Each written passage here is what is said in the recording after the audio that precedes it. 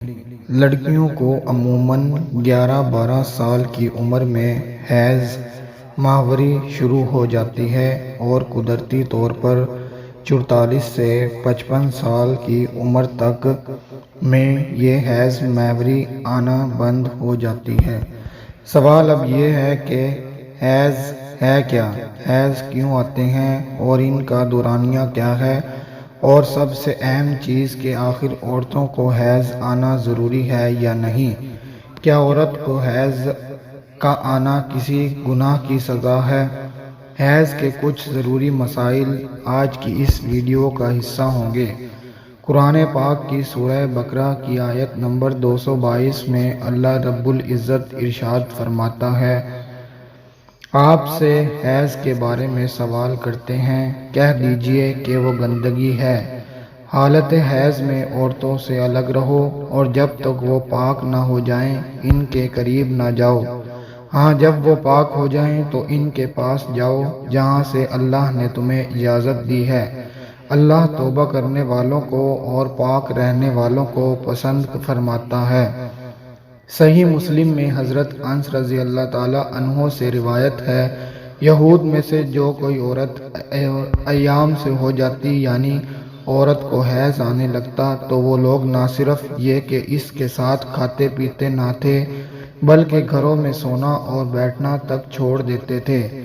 چنانچہ رسول اللہ صلی اللہ علیہ وسلم کے صحابہ کرام نے آپ صلی اللہ علیہ وسلم سے اس حوالے سے پوچھا کہ حائضہ عورتوں کے بارے میں یہودیوں کا یہ عمل ہے، ہم کیا کریں؟ تب اللہ رب العزت نے یہ آیت نازل فرمائی کہ لوگوں آپ سے حیض کے بارے میں پوچھتے ہیں۔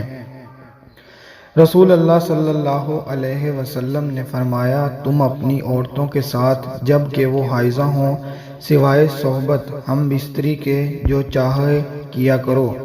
جب یہ خبر یہودیوں کو پہنچی تو انہوں نے کہا، یہ آدمی یعنی محمد صلی اللہ علیہ وسلم ہمارے جس دینی امر کی طرف متوجہ ہوتے ہیں اس میں ہماری مخالفت ضرور کرتے ہیں۔ یہود کی زبانی یہ سن کر دو صحابہ کرام دربار رسالت میں حاضر ہوئے اور عرض کیا کہ یا رسول اللہ صلی اللہ علیہ وسلم، یہودی ایسا کہہ رہے ہیں۔ انہوں نے یہودیوں کا کلام نقل کیا اور پھر یہ کہا، اگر آپ اجازت دیں یہودیوں کی موافقت کے لیے ہم اپنی عورتوں کے پاس ایام حیض میں رہنا سہنا چھوڑ دیں۔ یہ سن کر رسول اللہ صلی اللہ علیہ وسلم کا چہرہ مبارک متغیر ہو گیا اور ہمیں یہ گمان ہو گیا کہ نبی کریم صلی اللہ علیہ وسلم ان دونوں صحابہ پر خفا ہو گئے ہیں۔ وہ دونوں نکل کر چل دیے۔ ان کے جاتے ہی رسول اللہ صلی اللہ علیہ وسلم کے پاس کہیں سے دودھ کا تحفہ آیا۔ آپ صلی اللہ علیہ وسلم نے ان دونوں کو بلایا اور ان دونوں کو دودھ پلایا تاکہ انہیں یہ پتہ چلے کہ رسول اللہ صلی اللہ علیہ وسلم ان سے ناراض نہیں ہیں۔ حیض سے مراد وہ خون ہے جو بالغ غیر حاملہ عورت کے رحم سے آئے اور اس کا سبب بیماری نہ ہو۔ اسی خون کے سبب کسی عورت میں بچہ پیدا کرنے کی صلاحیت ہوتی ہے۔ اگر کسی عورت کو حیض یعنی ماہواری نہ آتی ہو تو وہ بچہ پیدا کرنے کی صلاحیت سے محروم ہوتی ہے۔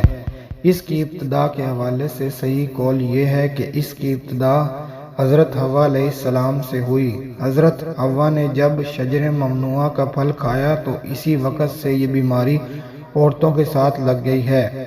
عورتوں میں حیض کی مدت کم از کم 3 دن 3 راتیں جبکہ زیادہ سے زیادہ مدت 10 دن 10 راتیں ہیں۔ اگر کسی عورت کو 3 دن اور 3 رات سے کم خون آیا ہے تو وہ حیض نہیں بلکہ استحاضہ ہے۔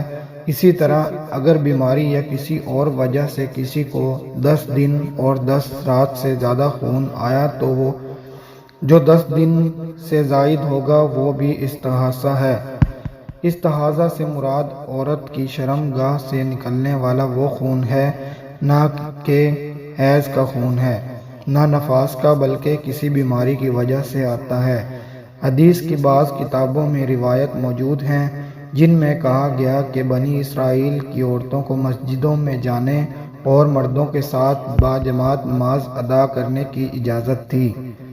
وہاں انہوں نے ایڑیاں اونچی کر کے مردوں کی تاک جھانک شروع کر دی، چنانچہ انہیں مسجد جانے سے روک دیا گیا اور ان پر حیض مسلط کر دیا گیا۔ حضرت عبداللہ ابن مسعود، حضرت اسماء بن ابی بکر اور ام المومنین حضرت عائشہ صدیقہ رضی اللہ عنہا سے مرفوعاً مروی ہے کہ بنی اسرائیل کی عہد سے عورتوں میں حیض کی ابتدا کی جو بات کہی گئی ہے وہ درست نہیں ہے۔ بعض صحیح احادیث سے اشارہ ملتا ہے کہ عورتوں میں حیض کی ابتدا روز اول سے ہے۔ حضرت عائشہ صدیقہ رضی اللہ عنہا حجۃ الوداع میں اللہ کے رسول صلی اللہ علیہ وسلم کے ساتھ حج کے ارادے سے نکلی، راستے میں انہیں حیض آ گیا تو وہ اس اندیشے سے رونے لگیں کہ اب وہ مناسک حج ادا کرنے سے محروم ہو جائیں گی۔ آپ صلی اللہ علیہ وسلم کو معلوم ہوا تو آپ نے انہیں سمجھاتے ہوئے فرمایا، یہ ایسی چیز ہے جس سے رب العزت نے اولاد آدم میں عورتوں کے لیے لازم کر دیا ہے، اس حالت میں تم بھی وہی سب کرو جو حاجی کرتا ہے، صرف پاک ہونے تک بیت اللہ کا طواف نہ کرو۔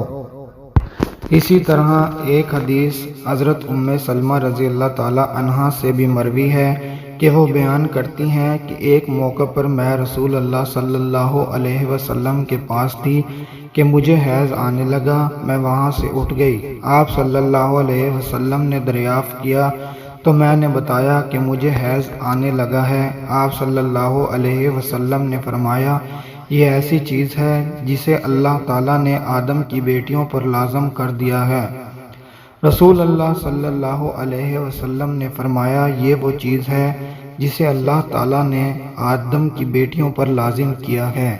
بعض لوگوں کا کہنا ہے کہ حیض کا آغاز بنی اسرائیل کی عورتوں سے ہوا۔ اس معاملے میں رسول اللہ صلی اللہ علیہ وسلم کا ارشاد زیادہ معتبر ہے۔ اگر حیض کے مسائل کی بات کی جائے تو ایام حیض عورت کے لیے نماز، روزہ، تلاوت جائز نہیں۔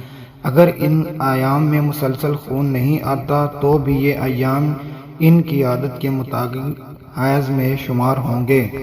غسل کرنے سے بھی طہارت حاصل نہیں ہوگی، نماز، روزہ، تلاوت نہیں کر سکتی۔ نماز کے حوالے سے مسئلہ یہ ہے، عورت کے لیے ناپاکی یعنی حیض کی حالت میں نماز پڑھنا جائز نہیں بلکہ معاف ہے، یعنی قضا بھی لازم نہیں۔ البتہ اگر عورت جنابت کی حالت میں ہو یعنی اس پر غسل لازمی ہو، خواہ ہم بستری کی وجہ سے یا حیض کے ختم ہونے کی وجہ سے، اس وقت نماز نہیں پڑھ سکتی جب تک کہ غسل نہ کر لے۔ اس حالت میں اگر کوئی نماز آ گئی تو اس کی قضا لازم ہو گئی۔